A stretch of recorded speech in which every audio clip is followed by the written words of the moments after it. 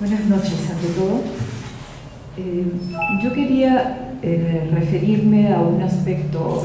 Obviamente en un conversatorio como este no se puede agotar el tema de un libro como este, pero quería referirme a la constitución de este mundo al que en cierta medida ha ido haciendo alusión en su exposición Rosa Mar Corcuera. Obviamente ella lo ha hecho desde el punto de vista de la experiencia, de quien ha vivido, digamos, la génesis, ¿no? de lo que nosotros, los lectores, vemos desde el otro lado. Pero, de todas maneras, quiero hacer algunas precisiones que parten, obviamente, de mi experiencia de lectora, no de mi experiencia, no de la experiencia de quien ha vivido eso. Uno de los aspectos que a mí me parecen fundamentales y explicarían en cierta medida estas constantes reediciones del Noé. Con el Noé delirante no ha sucedido lo que con otros poetas y libros de poesía, ¿no? Que van quedándose en el olvido hasta que alguien los rescate después de muchísimos años. Con Noé delirante ha sucedido todo lo contrario, es decir, en un video hago aquí un paréntesis que creo que no tiene mucho tiempo, que creo que es de Daniel Lagares. Arturo Corcuera afirma que su libro ha tenido mucha suerte. Él allí lo dice, pero no se lo explica. Yo creo que hay algo más que el hecho de tener suerte, ¿no? Y obviamente la suerte existe, pero no vamos a hacer una tesis sobre eso, ¿no? El caso es que hay libros, a mi modo de ver, que parecen seguir el recorrido de un viaje, ¿no? Y en ese viaje se van nutriendo, se van de alguna manera alimentando de los espacios, del tiempo, de los personajes. Y esta idea que yo tenía, en cierta medida la siento ahora refrendada o en cierta medida, digamos, confirmada por lo que decía Rosa Mar hace un momento. Los animales que llegaban a la casa y se quedaban, y los animales que se acercaban a la figura de su padre.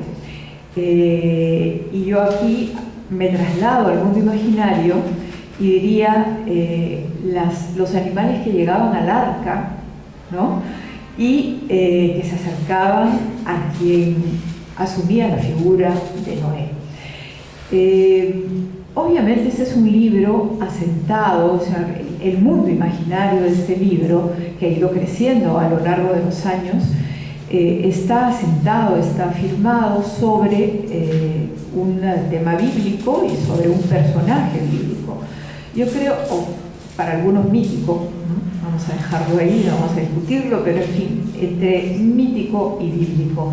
Noé es un personaje que arrastra una serie de sentidos, de significados, y uno de ellos, que me parece a mí interesante, es el de haber recibido de la divinidad, ¿no?, el encargo, la encomienda de salvar las especies del mundo ante la inminencia de una catástrofe como la del diluvio. Eso quiere decir que este personaje es una especie de ayudante, ¿no?, de la divinidad para conservar la especie. Entonces, su función es la de preservar, su función es la de observar y a la vez preservar. Pero volviendo a la idea del viaje que me quedaba a mí dando vueltas en un principio, me imagino a ese ser mítico con todas estas especies a bordo del arca, dejándose llevar en ese mar del diluvio hasta que el final del diluvio, cuando las aguas bajan, lo depositan a él y a su arca en un espacio que, según lo que nos dice la Biblia, es la cima del monte Ararat, ¿verdad? Ese viaje no interesa tanto como tal, es el viaje para conservar, ¿no? Entonces lo que interesa es el interior del arca. Lo que sucede fuera es la tormenta, la agresión del mundo exterior, el castigo hasta cierto punto dentro de lo que se mueve en este mundo bíblico. Pero lo que importa para Noé es lo que él preserva, lo que está dentro. Bien, todo poeta de alguna forma construye un mundo. A veces ese mundo abarca toda una obra, a veces es el mundo fundamental de una obra en particular.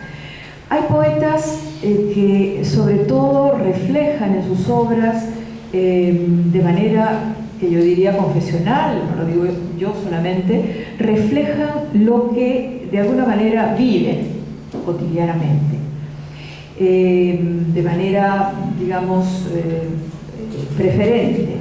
Otros juegan sobre todo con el lenguaje, crean un mundo en el lenguaje, y otros aún crean un mundo en el que hay personajes que pueden obviamente provenir, como en el caso que estamos comentando, provenir, digamos, de otra fuente, pero que terminan siendo reinterpretados, ¿no? Terminan convirtiéndose en algo, en personajes que conservan algo del original, pero a su vez han sido reelaborados. Esto es lo que creo sucede con el caso de Noé delirante. Lo que hace Arturo Corcuera es reinterpretar el mundo de Noé, del Noé bíblico, para aplicarlo al mundo en el que vive. Rosamar ha hablado de esta casa y de ese gran jardín. Aquí no estamos dentro de un ambiente, de un ámbito marino, es decir, o en todo caso de un ámbito marino forzado por el diluvio, sino estamos ante el caso de un jardín que funciona, ¿no?, como el entorno en el cual se conservan los animales. Y aunque ella ha mencionado algunos animales que no suelen ser los animales domésticos, si uno observa la mayor parte de los poemas dedicados a los animales, se dará cuenta que la mayor parte de ellos son animales que tienen que ver con el mundo cercano al hombre, ¿no? No son animales salvajes, son animales que forman parte de ese mundo amable, en cierta medida, en el que se desenvuelve este Noé. Ese Noé delira, ¿no? El título lo dice, pero en uno de los poemas de Noé delirante, si no me equivoco, en el colofón, del cual voy a leer al final de mi intervención una estrofa, es el delirio del poeta, es el delirio de quien busca, ¿no?, constantemente cómo expresarse, cómo preservar ese mundo o esa especie de estado en el que el poeta vive dentro de su mundo particular. De tal manera que ese delirio es algo constitutivo de la creación dentro de este mundo. No es el delirio del que bebe, por ejemplo, ¿no?, que en algún momento aparece en la Biblia relacionado con Noé, ¿no? No es ese caso, es el delirio de quien está buscando armar ese mundo. Y como ya nos ha dicho Rosamar, todo lo que caía en ese mundo era aprovechado para poetizarse. Yo diría que el arca es la casa, ¿no?, la casa en la que se recoge este mundo imaginario, pero el arca también es el libro, ¿no? En cierta forma. Y ese Noé es aquel que ha ido a lo largo del tiempo preservando y reelaborando este libro para que quede, para que siga más allá de la propia vida del poeta. A mí me parece muy importante cuando hablamos de la creación de un mundo imaginario, hablar de cómo es mirado por el poeta ese mundo, ¿no? No existe la posibilidad de entender un mundo imaginario si no entendemos la mirada que aplica el poeta a ese mundo. Arturo Corcuera utiliza muchísimo, sobre todo en el primero de los libros. Este libro está conformado por 3 partes o 3 libros, y el primero de ellos está mayormente dedicado a la fábula, ¿no? Hay fábulas de personajes imaginarios, de animales imaginarios, pero también, por supuesto, de esos animales que habitan el entorno del poeta. Es un mundo entre lo íntimo y lo que yo llamaría quizás la crítica cultural, porque allí podemos encontrar, utilizando obviamente por parte del poeta una mirada irónica, encontraremos también animales del mundo de Disney, ¿no? Pero que son tratados como si fueran algo así como los portadores ideológicos de un mundo que obviamente el poeta rechaza. Entonces, todo es aprovechado para conservarse allí. Algo de ese mundo, de esos personajes que ingresan al mundo de Noé, entonces van a recibir la crítica, la ironía por parte del poeta, mientras que otros son tomados amablemente o como parte de un juego. El juego es en este poemario un ingrediente fundamental. Hay un aspecto más que a mí me gustaría resaltar. No quisiera tomar demasiado tiempo para dejar paso a la siguiente intervención. En el libro último, en el tercer libro de este poemario, Arturo Corcuera utiliza muchísimo la imagen del reflejo.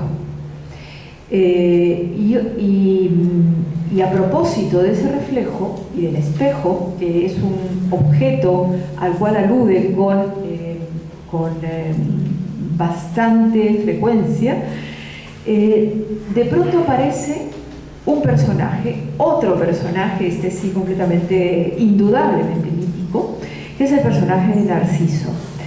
El poeta se identifica por momentos con Narciso,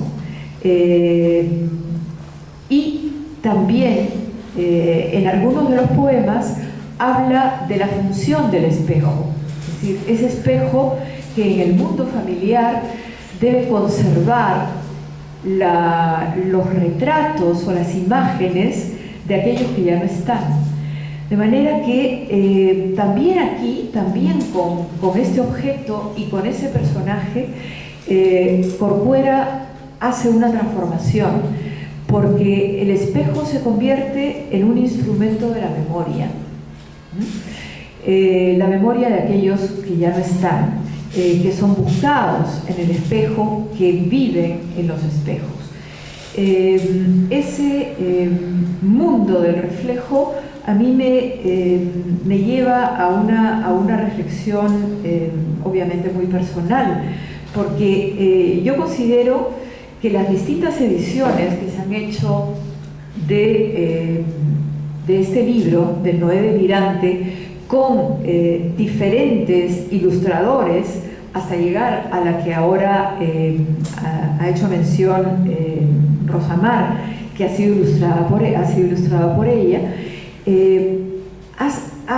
significa, para mi modo de ver, que esta arca, que es el libro, sirve a su vez como instrumento para que otros se reflejen en él, ¿no?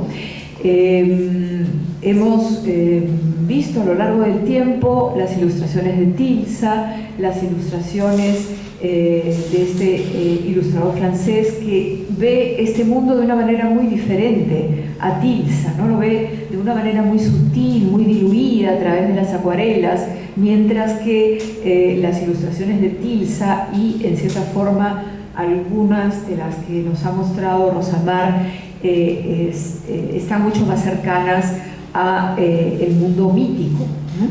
Entonces es un mundo, el de Noé Delirante, que ha crecido como reflejo del Noé bíblico, pero que a su vez sirve para generar reflejos en el mundo, sobre todo de la ilustración, de la pintura en general. Entonces, yo creo que eso significa algo. Yo creo que tiene que ver con el hecho de que uno de los instrumentos que más se utiliza por fuera en este libro es el instrumento poético de la imagen. Y eso genera, a su vez, imágenes visuales concretas que han ido acompañando las distintas ediciones de este libro.